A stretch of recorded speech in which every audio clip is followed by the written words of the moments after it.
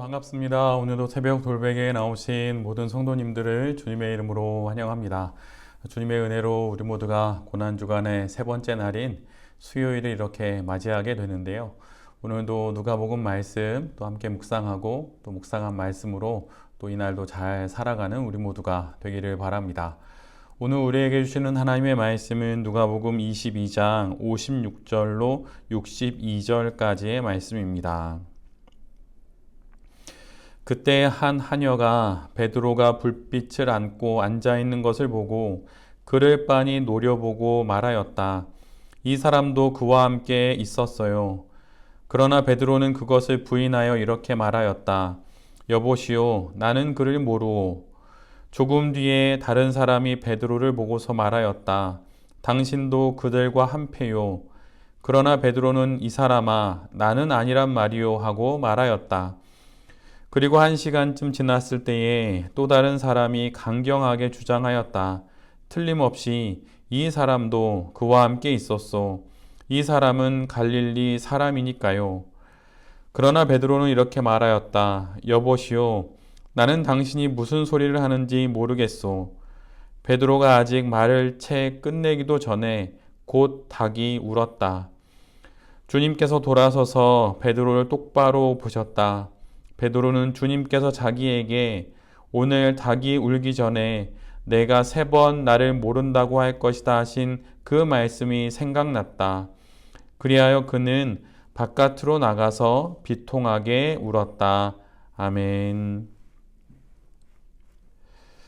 오늘은 누가복음 22장의 말씀을 갖고 용서받아 맞이하는 고난, 용서받아 맞이하는 고난 이런 제목으로 함께 하나님 말씀을 나누도록 하겠습니다.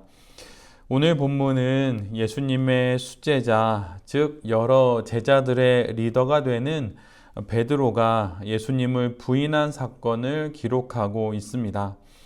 예수님에게는 우리 모두가 알다시피 12명의 제자가 있지요. 그리고 그 제자들의 중심에 베드로가 있습니다. 베드로는 언제나 넘치는 혈기와 또 그 적극성으로 다른 제자들보다 앞서서 늘 행동하였고 때와 장소에 상관없이 예수님에 대한 자신의 마음을 주저함 없이 표현하고 고백했었습니다. 성경을 읽어보면 그 어떤 제자보다도 많은 실수의 기록이 적혀 있는 자가 바로 베드로이지요. 가끔은 어떻게 이런 실수들을 하는 베드로가 예수님의 제자, 그것도 수제자가 되었을까 하는 생각이 들 정도입니다.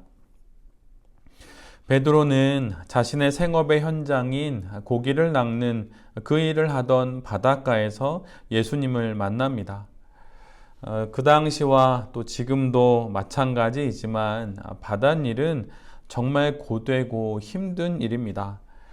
그래서 바다에서 일하는 사람들은 대부분의 경우 좀 거칠고 화끈한 성격이지요. 왜냐하면 농사와 같이 시간을 두고 길게 하는 일이 아니라 언제나 일확천금을 꿈꾸는 것과 비슷한 성격을 가지고 있는 것이 고기잡이이기 때문입니다. 일확천금이라고 하는 이 한자처럼 한 번 손을 뻗어 1000개의 황금을 움켜쥐게 된다는 이 말이 사실은 고기잡이와 또 바닷일에 딱 들어맞는 표현입니다.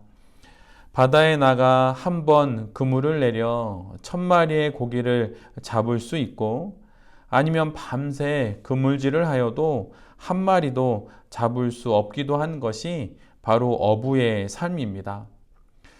베드로는 전형적인 이런 성격의 사람이었던 것이죠. 삶을 대하는 베드로의 마음가짐은 그가 비록 예수님의 제자로 부르심을 받고 3년이 넘는 시간을 함께 보내었어도 좀처럼 바뀌지 않았습니다. 그는 정말 언제나 기분대로 살아가는 그런 사람이었던 것이죠. 그런 베드로가 저지른 가장 큰 실수는 예수님을 3번 부인한 것입니다. 굳이 말하지 않아도 얼마나 큰 실수인지 우리 모두는 잘 알고 있습니다. 이 사건 이후 베드로는 날마다 새벽이면 들려오는 새벽닭의 울음소리에 가슴을 치며 자신의 실수를 생각하고 후회하고 또 후회하며 그렇게 살았을 것입니다.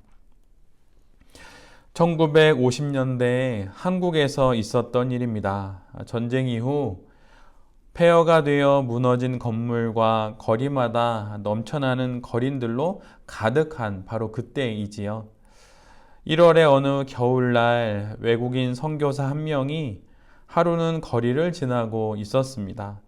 그런데 다 무너진 건물들 사이에서 아이의 울음소리가 들려왔습니다. 그런데 아무리 주위를 둘러보아도 쓰러진 거린들만 있을 뿐 그 어느 곳에서도 아기의 흔적이라고는 찾아볼 수가 없었습니다.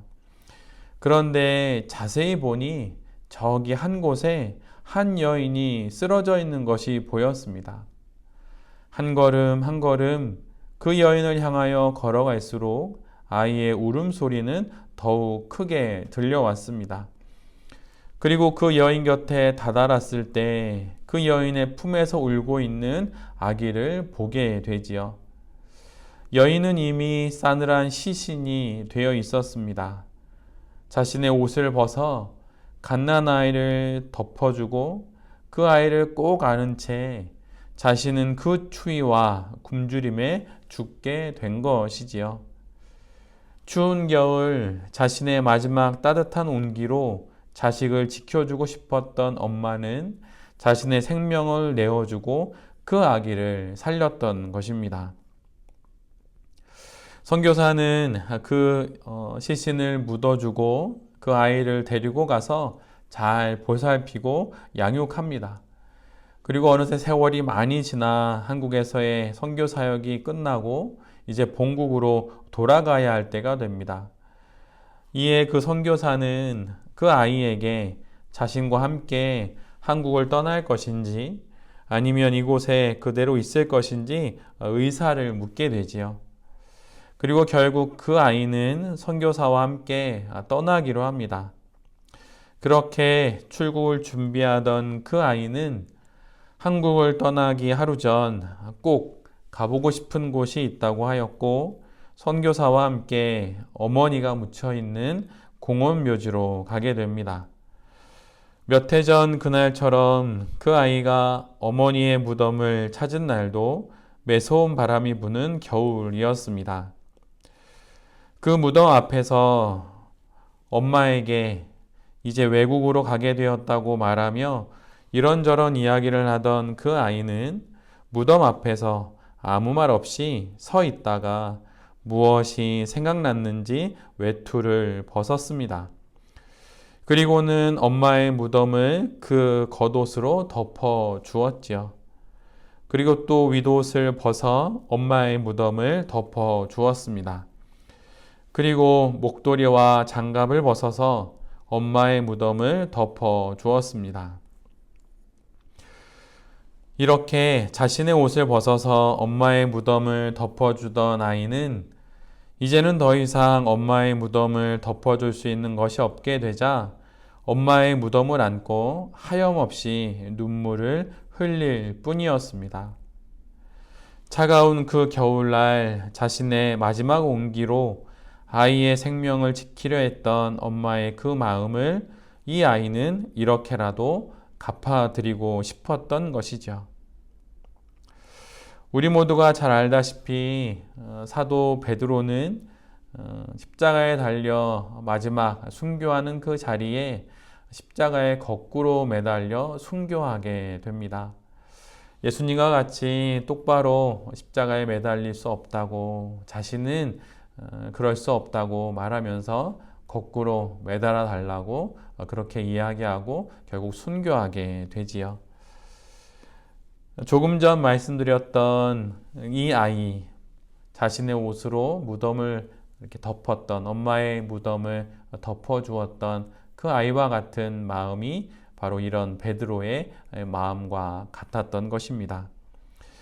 십자가를 지고 산을 오르던 베드로도 분명 이런 마음이었을 것입니다. 번번이 실패하고 실수만 하던 자신을 끝까지 사랑해 주시고 용서해 주셨던 예수님을 기억하며 베드로 역시 그렇게 자신의 마지막 그 인생의 길을 걸어갔던 것이죠.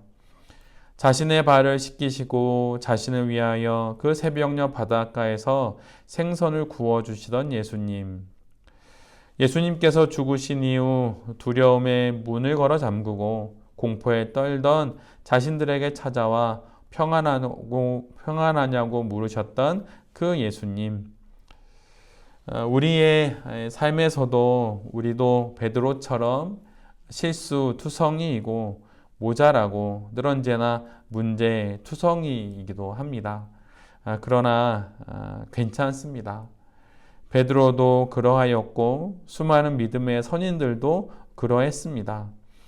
우리를 용서하시고 그분의 사랑으로 우리를 새롭게 하시는 그 예수 그리스도를 바라볼 수만 있다면, 그리고 그분의 용서하심과 사랑하심이 여전히 계속되고 있음을 기억할 수만 있다면 우리 모두가 다시 베드로처럼 우리의 인생을 살아가게 되는 것이지요. 베드로, 그가 인생의 거듭되는 실패 속에서 다시 일어설 수 있었던 것은 그를 향한 예수님의 사랑이 있었기 때문입니다. 추운 겨울 엄마의 무덤 앞에서 눈물 흘리던 그 아이가 가졌던 이 사랑이 베드로에게 있었기에 그는 실패자의 삶으로 끝나지 않고 하나님을 참으로 사랑하는 위대한 순교자로 변화되었고 그 모습으로 이 땅의 삶을 결국은 마무리하게 되는 것입니다. 우리도 우리의 신앙 인생을 살아가며 실패할 때가 있고 실수할 때가 분명 있습니다. 그러나 그런 것에 너무 많은 마음을 두지는 말아야 합니다. 그 실패와 실수를 가지고 예수님 앞에 나아간다면 주님께서 그분의 사랑으로 우리를 용서해 주시고 우리를 다시 일으켜 이 땅에서 주님의 딸과 주님의 아들로 또한 거룩한 그리스도인으로 다시 잘 살아가게 해주실 것입니다. 우리 모두 고난주간을 지나는 이 시기에 그 무엇보다 여전히 우리를 향한 예수 그리스도의 사랑과 그 사랑으로 인하여 용서받아 이 땅의 삶을 살아가고 있다는 것을 기억하면서 이 하루도 사도 베드로와 같이 그렇게 하나님 앞에 용서받으며 살아가는 인생임을 알고 이 하루도 잘 살아가는 우리 모두가 되기를 바랍니다. 새벽 돌베개의 모든 성도님들과 또 이 말씀을 전하는 제 자신이 예수님으로부터 용서받아 결국은 이 땅의 삶을 살아갈 수 있음을 기억하고 우리를 용서하시는 예수님의 사랑을 마음에 품고 이 하루도 잘 살아가는 귀한 그리스도인들이 될 수 있기를 간절히 기도드립니다. 아멘.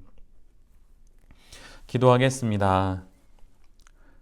주님, 날마다 실패하고 실수만 하던 베드로를 하나님의 위대한 사람으로 사용하셨던 주님, 우리도 그렇게 용서하시고 우리도 아껴주시고 또 우리도 다시 이 삶을 살아가게 하여 주시옵소서.